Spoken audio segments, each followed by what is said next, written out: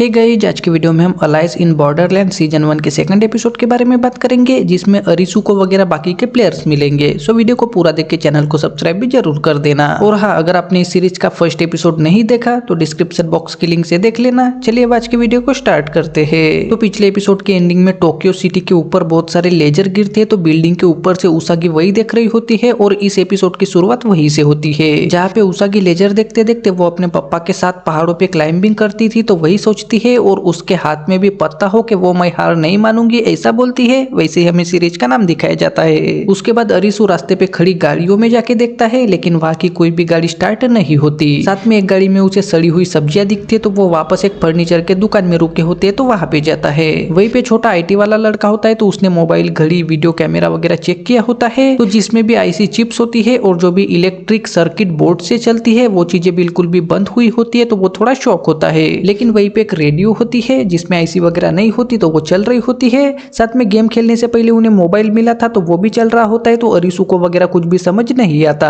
तभी अरिसु का mobile switch off हो जाता है, तो अरिसु मोबाइल रख देता है। वहीं पे शिबुकी और कारुबे एक मॉल में जाते हैं और वहां से खाने का कुछ सामान वगैरह लेकर वो भी दुकान में आते हैं और रेडियो पे गाने सुनते सुनते चारों खाना वगैरह खाने लगते हैं। तभी शिबुकी उन्हें वो यहाँ आए थे तब क्या कर रहे थे ऐसा पूछती है, तो छोटा वगैरह वो बाथरूम में थे वही बताते हैं। लेकिन शिबुकी उन्हें मैं कुछ काम कर रही थी ऐसा बता के मैं यहाँ 3 दिन पहले आई थी और सबकी तरह मुझे गेम में खेलने पे मजबूर किया गया था, लेकिन सब मारे गए, सिर्फ मैं बच गई ऐसा बताती है। तो कारुबे वगैरह समझ जाते हैं कि शिबुकी ने खुद को जिंदा रखने के लिए बाकियों की बलि दे दी। तो अरिसु से कौन सा गेम खेल रही थी उसके बारे में पूछता है, जिसे शिबुकी मैं सबवे स्टेशन पे थी, तभी गैस का इस्तेमाल हुआ जिससे सब खून की उल्टियां कर रहे थे ऐसा बताती है। तो अरिसु को सब अजीब लगता है और चारों सबके गायब होने की टाइमिंग अलग अलग है, तो शायद टाइम ट्रेवल किया क्या ऐसा वैसा बोल के थोड़ा बहस करते हैं। तभी अरिसु पत्ता निकाल के गेम का कोई तो गेम मास्टर है ऐसा बोल के वो सब इसके पीछे कौन होगा और सब लोगों को गायब वगैरह कैसे किया होगा उसी के बारे में बात करने लगते हैं। तभी शिबुकी मैंने ऑफिस में सुना था कि यूरोप की एक कंपनी वर्चुअल स्पेस में असली दुनिया जैसे मिलती जुलती दुनिया बनाने का एक्सपेरिमेंट कर रही है ऐसा बताती है। लेकिन पिछले एपिसोड में छोटा का पैर जला होता है, तो उसे दर्द होता है जिससे वो समझ जाते हैं कि ये वर्चुअल दुनिया तो नहीं है। तो छोटा ये सब भगवान का किया धरा है ऐसा ही बोलने लगता है। साथ में उसके पैर में दर्द बढ़ने लगता है, तो शिबुकी उसे आराम करने ले जाके कारुबे और अरिसु बाहर आते हैं और छोटा को डॉक्टर की जरूरत है ऐसी वैसी बातें करने लगते हैं। तभी कारुबे कुछ सोच के कल रात को ये गेम सिर्फ हम दोनों ज्वाइन करें क्या ऐसा पूछ के, अभी हमारे पास वीजा की वजह से 3 दिन का टाइम है। छोटा के पैर में चोट लगी है जिससे अगर हम दोनों गेम को अच्छे से समझेंगे तभी छोटा को भी बचा पाएंगे, साथ में वहीं पे किसी डॉक्टर को भी ढूंढ सकते हैं ऐसा बोलता है। तो अरिसु भी उसकी बात पे राजी हो के शायद गेम खेलते खेलते हमें एक गेम बनाने वाले का सिग्नेचर भी मिल जाए। अगर सभी गेम सिर्फ एक ही आदमी ने बनाए होंगे तो सभी गेम्स में एक बात जरूर होनी चाहिए, अगर हमें वो बात समझ गई तो हम गेम में स्ट्रेटेजी बना सकते हैं ऐसा बोलता है और फिर दोनों ही गेम खेलने का फैसला करते हैं। उसके बाद अगला गेम टॉय सेंदगया अपार्टमेंट में होता है, तो वहाँ पे उसागी आती है। तो वहाँ पे पहले से कुछ नए और कुछ पुराने प्लेयर्स भी होते हैं जिन्हें देख के उसागी अपना मोबाइल उठाती है।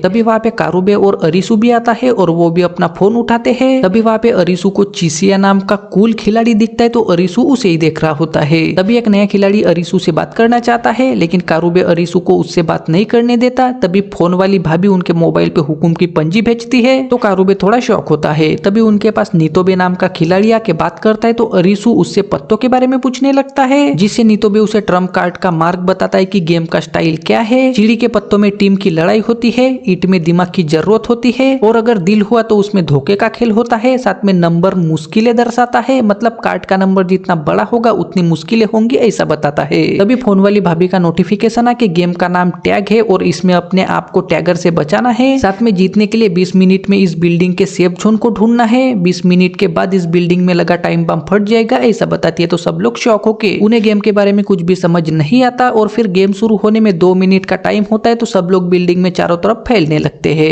यह छोटा प्रार्थना कर रहा होता है, तो उसके पास शिबुकी आती है और उसके साथ बात करने लगती है। तो छोटा भी उससे बात करके कारुबे लड़कियों में पॉपुलर है और अरिसु समझदार और अच्छी फैमिली का है, लेकिन मुझ में कोई भी खासियत नहीं है, ऊपर से मैं गरीब भी हूँ ऐसा बोलता है। तो शिबुकी उससे तुम अगला गेम खेल पाओगे क्या ऐसा पूछती है, तो छोटा कुछ सोच के वो मेरे अच्छे दोस्त है और मुझे वो अकेला नहीं छोड़ेंगे ऐसा बोलता है। तो शिबुकी उसे क्या तुम अपने दोस्तों के लिए जान दे सकते हो क्या ऐसा पूछती है, तो छोटा थोड़ा उदास होकर शिबुकी को शायद तुम्हें अच्छा इंसान नहीं मिला ऐसा बोलता है। तो शिबुकी भी उसे तुम्हें भी कोई नहीं मिला ऐसा बोलती है। तभी छोटा अपने बचपन का किस्सा याद करके रोने लगता है, तो शिबुकी उसे दिलासा देके पप्पी भी देती है। और जब मैं यहाँ आई तब मैं अपने बॉस के साथ पेलम पेलाई कर रही थी, मुझे मेरे बॉस से नफरत थी। मुझे कारुबे और अरिसु पे भरोसा नहीं था, इसलिए मैंने उनके सामने सच नहीं बताया। मुझे तुम पे भरोसा है, हम दोनों एक जैसे हैं, ऐसा बोलती है। साथ में छोटा के साथ चुम्मा चाटी करके अपने करण अर्जुन छोटा के हाथ में देके उसके साथ पेलम पेलाई करने लगती है। तो छोटा कार्यक्रम करते करते अपने बचपन का सीन याद करता है, जिसमें वो अपनी माँ के साथ पूजा पाठ करने एक बाबा के पास गया होता है। तो वहाँ पे उसकी माँ बाबा को गिफ्ट देती है और अकेले में जाके उसके साथ रंगरलियां मनाती है, जिससे छोटा देखने लगता है। तो बाबा की सेक्रेटरी वगैरह छोटा को वहां से ले जाती है। तो यही सब याद करके छोटा उदास होता है और पेलम पेलाई करते करते कारुबे और अरिसु के लिए प्रार्थना करने लगता है।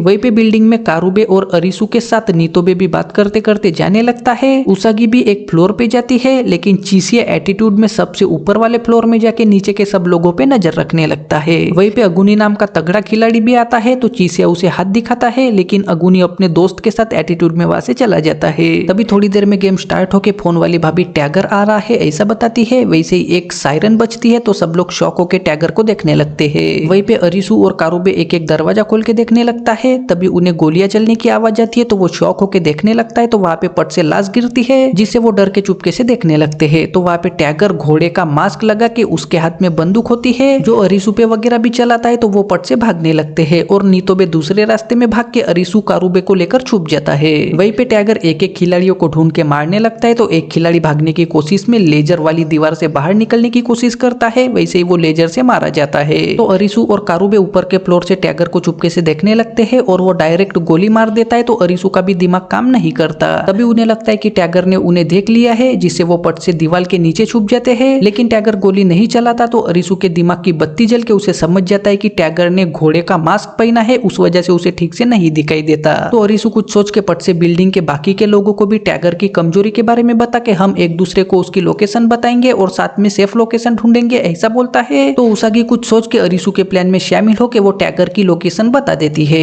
वहीं पे एक खिलाड़ी एक कमरे के पास जाके उसे खोलने ही वाला होता है कि टैगर दूसरे फ्लोर से उस पे गोलियां चलाता है। तो अरिसु किसी तरह से उस खिलाड़ी को बचा लेता है, लेकिन अब उनके पास सिर्फ 6 मिनट का टाइम बचा होता है। तो अब चीसिया बाहर निकल के वो सेफ लोकेशन की तरफ जाने लगता है। साथ में अरिसु वगैरह भी एक एक करके दरवाजे खोलने की कोशिश करता है, लेकिन कारुबे अपना चाकू निकाल के टैगर को मारने के बारे में सोचने लगता है। तभी वहाँ पे अगुनी आता है और वो भी टैगर को मारने के बारे में ही सोच के उसने टैगर को अच्छे से नोटिस किया होता है, मतलब टैगर कैसे फाइट कर रहा है, उसके पास कौन सी गन है, ये सारी चीजें नोटिस करके वो टैगर को मारने का प्लान कारुबे को बताता है और अरिसु को भी सेफ जोन ढूंढने को बोलता है। तो अरिसु अगुनी और उसके दोस्त के हाथ में सेम घड़ी टाइप देख के कुछ सोचता है और उसकी बात पे राजी होके जाने लगता है, जिससे कारुबे उसे रोकने की कोशिश करता है। लेकिन तभी वहाँ पे उसागी के मैंने 5th और 6th फ्लोर चेक कर लिया है, हम अलग अलग होके ढूंढते हैं ऐसा बताती है और क्लाइंबिंग करके चली जाती है। तो कारुबे भी अगुनी के साथ जाके अरिसु सेफ जोन ढूंढने लगता है। अगुनी का दोस्त प्लान के हिसाब से अगुनी और कारुबे जहाँ पे छुपा होता है वहाँ पे टैगर को अपने पीछे लाता है, लेकिन उसे बिल्कुल भी पता नहीं होता कि वो खुद बलि का बकरा है, जिससे टैगर अगुनी के दोस्त को मार देता है और कारुबे पे भी बंदूक तानता है। वैसे ही अगुनी टैगर के मुंह पे आग बुझाने वाला धुआं छोड़ता है और कारुबे और अगुनी टैगर को मारने लगते हैं, लेकिन टैगर उन पे भारी पड़ने लगता है, जिससे कारुबे घायल होता है। फिर भी अगुनी किसी तरह से टैगर को अच्छे से ठोकने लगता है।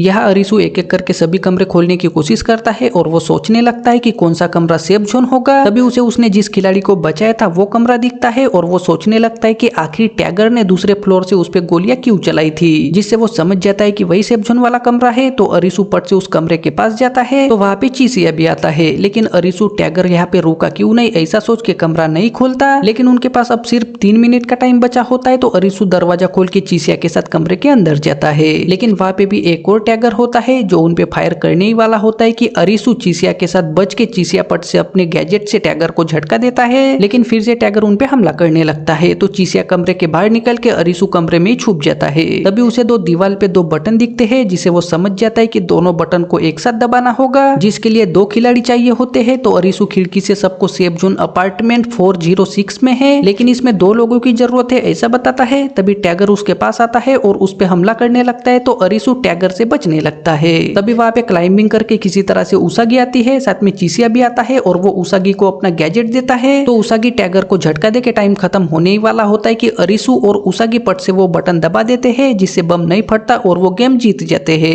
लेकिन तभी टैगर मास्क निकालती है तो वो एक लड़की हो के उसके गले में एक बेल्ट होता है और वहाँ का बम फट के टैगर मर जाते हैं। तो अरिसु वगैरह शॉक होते हैं। वहीं पे कारुबे भी समझ जाता है कि टैगर को भी गेम खेलने के लिए मजबूर किया होगा, लेकिन अगुनी टैगर से बंदूक वगैरह लेने लगता है। तो कारुबे भी अगुनी के मरे हुए दोस्त की जेब वगैरह देखने लगता है तो वहाँ पे उसे एक सैटेलाइट फोन दिखता है और उसमें किसी की आवाज आने लगती है। तो कारुबे बात करने की कोशिश करता है जिससे फोन पे कोई जवाब हमारे हाथ में है, बीच पर वापस लौट जाओ, ऐसा बोलता है। तो कारुबे शौक होकर अगुनी की तरफ देखता है लेकिन वहाँ पे अगुनी नहीं होता तो कारुबे शौक होने लगता है। वैसे ही सेकंड एपिसोड खत्म हो जाता है। सो गाइस, आई होप आपको आज की वीडियो पसंद आई होगी। अब वीडियो को लाइक करके चैनल को सब्सक्राइब भी जरूर कर देना।